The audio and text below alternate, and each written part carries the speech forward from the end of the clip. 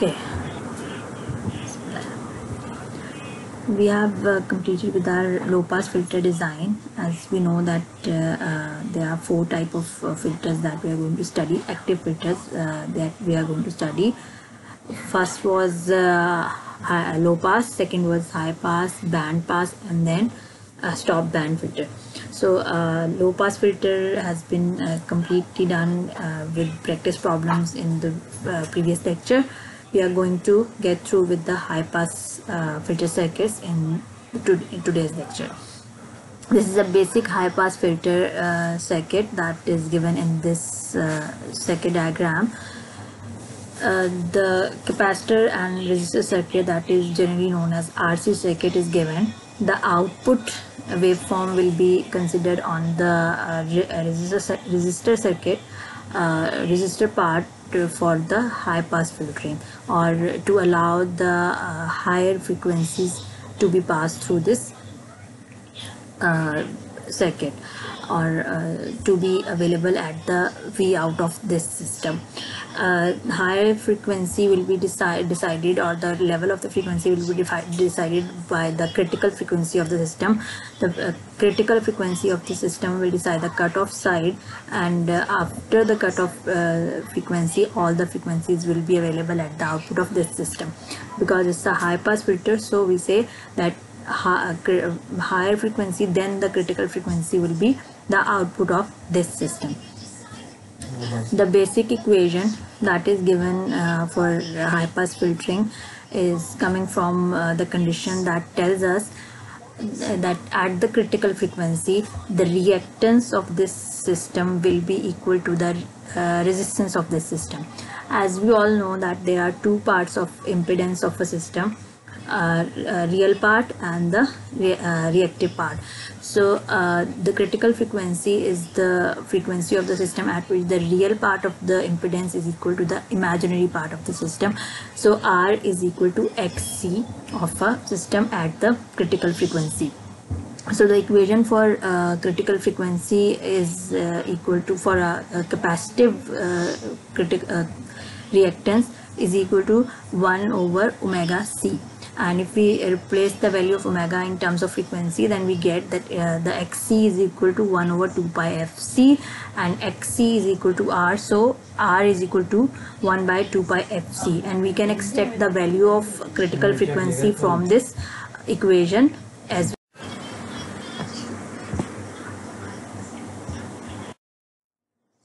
So the equation for critical frequency will be equal to 1 by 2 pi RC. This is the C is the capacitance of the system, and R is the resistance of the system in this case. The ideal response for a high pass filter is shown in this figure. As we can see, depending on the number of poles of the system, the rise up rate of the system will be minus 220 dB per decade, and then increasing the pole or the order of the system will increase the rate by the factor of the order of the system. So second order system will have a rise up rate of minus 40 dB per decade, and third order system has minus 60, fourth order will have minus 80. So if we increase the order of the system, we can increase the rise up rate of the system as well. So this is for an ideal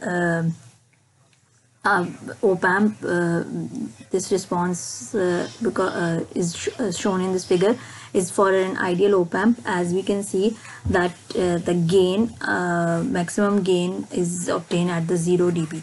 As in real or actual response, this edge of the system is not going to be at 0.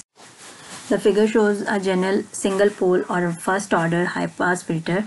As we can see that input is given at the back of capacitor of the circuit,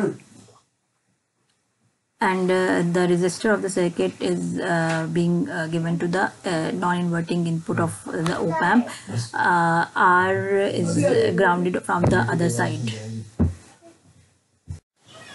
As the op-amp is a non-inverting configuration, so the gain of the op-amp will be 1 plus R1 over R2. R1 is the feedback resistor that need to be designed for every new filter. Frequency is equal to cutoff frequency, that is equal to 1 by 2 pi RC.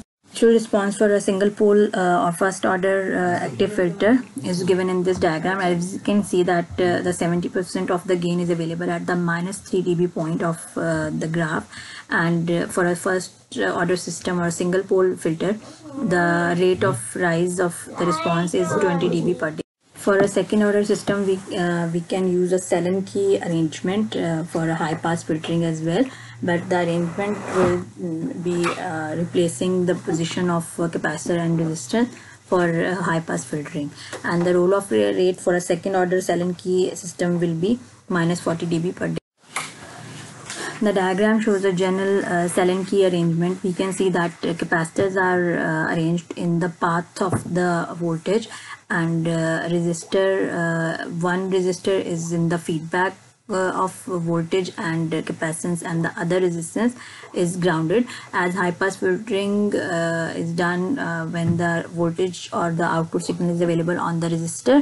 So resistor is grounded, and the other point of the resistor RB is given to the non-inverting input.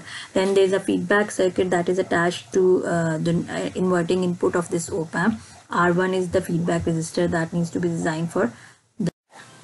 According to the equation, the cutoff frequency will be equal to 1 by 2 pi under root of RA RB into CA CB. If we set, and according to Sallen-Key condition, RAR is equal to RB and CA is equal to CB, so we can rewrite this equation as FC is equal to 2 pi RC. If we use